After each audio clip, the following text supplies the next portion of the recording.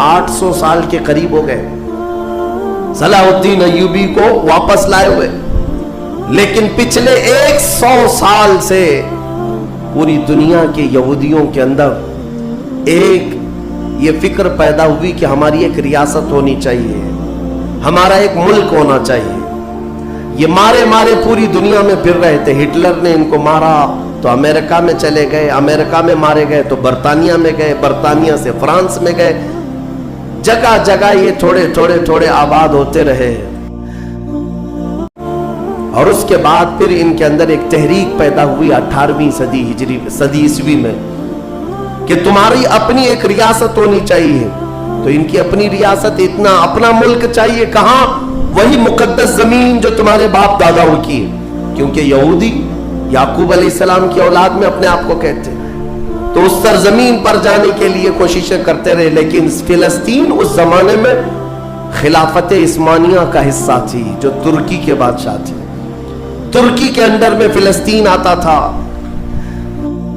तो वहां पर इनकी मजाल नहीं थी। लेकिन हुआ ये कि 1914 से 1918 के बीच में फर्स्ट वर्ल्ड वार हुई, दुनिया की सबसे बड़ी जंग, पहली जंग अजीम, जिसमें तुर्कियों ने जर्मनी का साथ दिया और हार गए बर्तानिया इंग्लैंड के मुकाबले में। तो हारने की वजह से हुआ ये कि तुर्की की सारी खिलाफत खत्म हो गई, खिलाफत उस्मानिया के टुकड़े टुकड़े हो गए।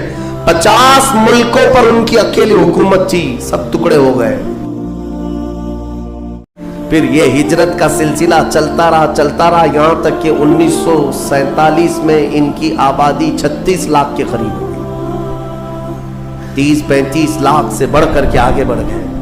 और उसके बाद फिर 1948 में इन जालिमों ने अक़वाम मुत्तहिदा यूएनए की मदद से ये ऐलान कर दिया पूरी दुनिया में कि अब ये फिलिस्तीन नहीं है, इसका आधा हिस्सा इजराइल है, ये हमारा मुल्क है।